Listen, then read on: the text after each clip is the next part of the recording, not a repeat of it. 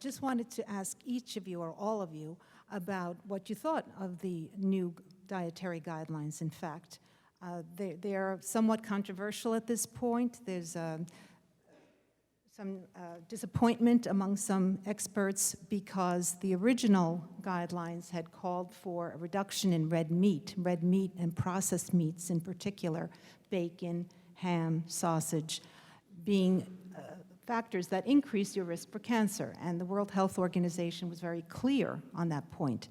But when the final guidelines were released, they removed that part that had called for more sustainable forms of eating in America, meaning cut back in red meat. So I would ask you what you think about that in particular. How can we convey the importance of what we mean by plant-based? It's eating more vegetables, fruits, and whole grains, and much less red meat. How can we get that message across? I see this as the interplay of science and politics, because the scientists, in essence, made the recommendations, naming red meat. We've gone through this with the sugar-sweetened beverages as well. And by the time the recommendations move from the science committee through the political process over the street, red meat is no longer named, it's fat as a proxy. Sugar-sweetened beverages are removed, and it's just called added sugar, even though half of the added sugar in the American diet comes from sugar-sweetened beverages. So that is the tweaking of politics and science, and I think we have to keep pushing the clarity of the scientific evidence that red meat is a cause of colon cancer, sugar-sweetened beverages add to weight gain. The one good thing that the guidelines do get to this time is acknowledging that the broader environment impacts what we eat. So it's access to food at home and at school and at the workplace and in the community. It's not all individual.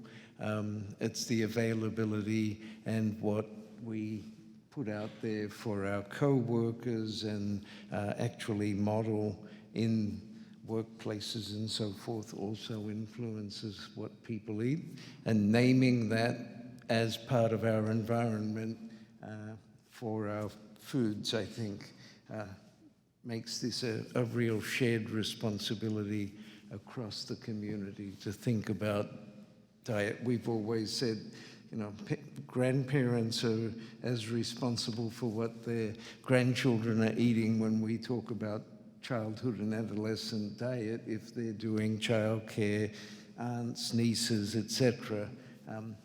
Sharing some of this shift to a healthier diet is now explicit. Thank you.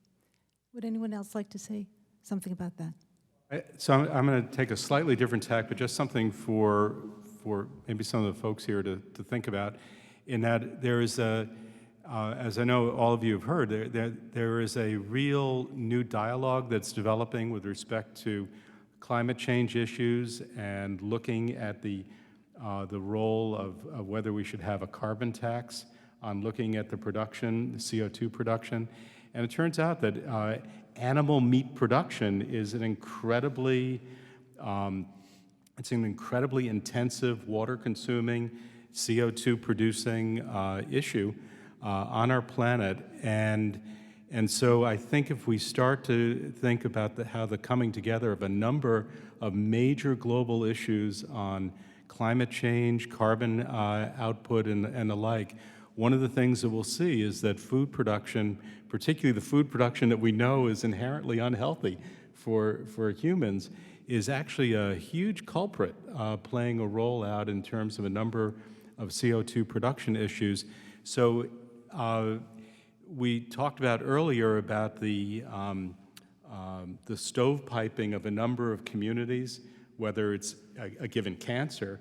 But here I think is an opportunity for those of us in prevention to partner with some people who are thinking on some of the global scale issues of major environmental changes that are going to happen. It's just a matter of what that slope is going to be.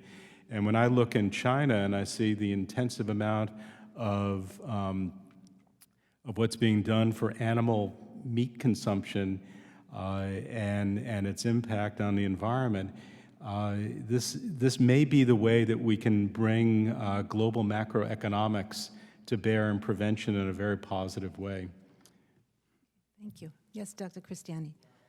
The only thing I would amplify is it can seem overwhelming when we talk about global climate change and food sustainability. What can an individual do? But I think John points out a very good point here. I mean, the world is when we study the body, it's a complex series of systems that are interconnected. You can't just study really, and we try, isolating one organ from the others. So my wife's a sociologist. Society is a complex system of many systems and organizations interacting. So the planet is also, it's biological, it's physical, and social. So of course it's complex, but drawing the links are important, because if people are demanding healthier food and it actually improves CO2 production, that's important. On the other hand, it also is the challenges are big, because global food production is global. I mean, the biggest pork processing manufacturing in the U.S. is owned by a Chinese company right now. It's not owned by a U.S. plant corporation. So we now have what happens there affects here, what happens here affects there. The interconnectedness that's truly talked about as globalization creates opportunities for change, but some pretty big policy challenges too. Dr. Cohen, thank you. Just to sort of put this in a very simplistic way, what ultimately is healthy for our bodies is going to be healthy for the planet.